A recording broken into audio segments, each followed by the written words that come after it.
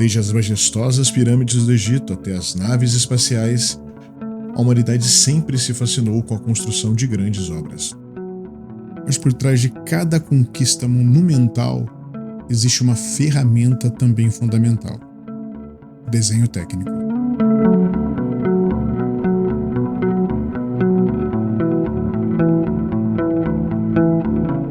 Desde o começo da civilização, o desejo humano de expressar ideias visualmente, comunicar conceitos complexos, tem sido fundamental. O desenho surgiu como uma resposta para essa necessidade, guiando a construção de monumentos, edifícios, máquinas e muito mais.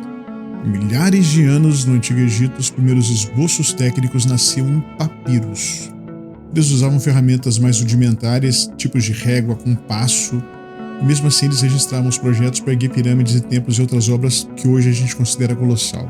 Partindo dos hieróglifos egípcios até as inscrições rupestres, a comunicação visual foi cada vez mais ganhando forma, e esses primeiros esboços foram os alicerces do que viria a se tornar hoje o desenho técnico moderno. Com o passar do tempo, as civilizações antigas refinaram a técnica e foram desenvolvendo métodos mais precisos de representar seus projetos.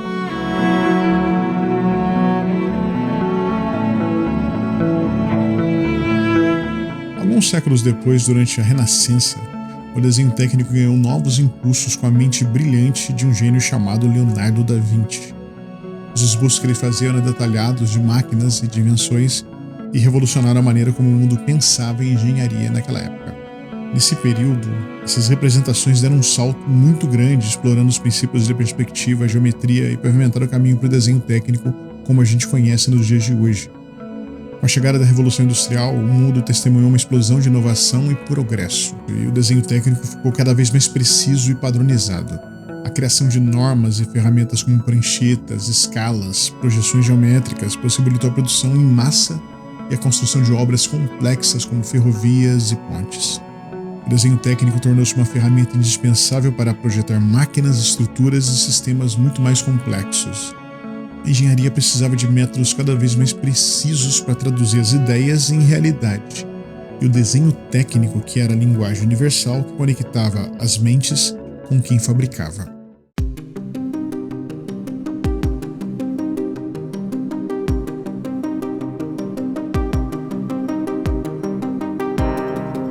Aí veio o advento da computação, e o desenho técnico deu mais um salto evolutivo. No final dos anos 50 e lá no começo da década de 60 surgiu o CAD. Isso revolucionou a maneira como a gente projeta e constrói, permitindo uma precisão e uma eficiência sem precedente. CAD é uma sigla em inglês que significa Computer Aided Design ou desenho assistido por computador. No início, seu uso era limitado até pelos recursos da época, mas a partir dos anos 80, outras empresas de CAD entraram no mercado, a concorrência cresceu. Com isso veio o barateamento dos computadores e o uso foi aumentando cada vez mais. De uma certa forma, eu acabei testemunhando essa transição na história. Eu estava cursando projetos mecânicos na faculdade nos anos 90 e naquela época o desenho técnico era considerado algo que estava em desuso.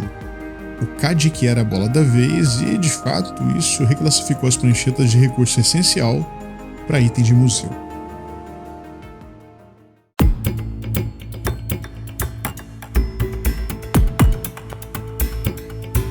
Hoje em dia, o desenho técnico vive a sua era digital. Os detalhamentos planificados saltaram do papel, os modelos tridimensionais se tornam um recurso essencial nas engenharias. Os arquivos 3D são a matéria-prima para simulações estruturais, fabricação automatizada, impressão 3D, inspeção dimensional, entre outras aplicações. E que a gente pode falar do futuro? Bom, que vai minha opinião. É um mero devaneio de futuro baseado no que eu tenho visto por aí. Um constante incentivo para diminuir o uso do papel. Soma isso a popularização de computadores, tablets, smartphones e telas táteis em geral.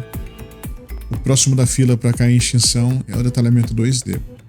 Hoje já existe um MBD, que significa Model Based Definition ou definição baseada em modelo. Isso não é exatamente novo, já existe desde o início dos anos 2000 e tem ficado cada vez mais popular. Em resumo, o MBD é um detalhamento em 3D, com todas as informações de medidas, tolerâncias e notações necessárias para a fabricação ou inspeção de componentes. Por que você consultaria um desenho planificado estático? que precisa de treinamento para você conseguir entender, se você pode usar um modelo 3D numa tela sensível ao toque e com a vantagem de posicionar e cortar da forma que você achar melhor, com todas as informações que já constam no desenho tradicional. E não me entenda mal, eu não estou amaldiçoando o desenho 2D, eu defendo o detalhamento tradicional até como forma de documentação de um projeto. Isso ainda é importante na engenharia, mas na minha opinião, eu não apostaria que seu uso vai muito além aí das próximas décadas.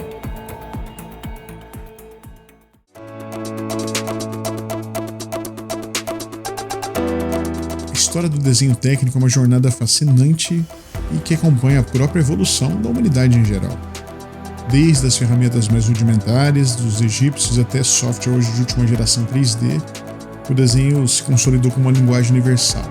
Ele permite transformar ideias em realidade. E você? Qual que é a sua história no desenho técnico?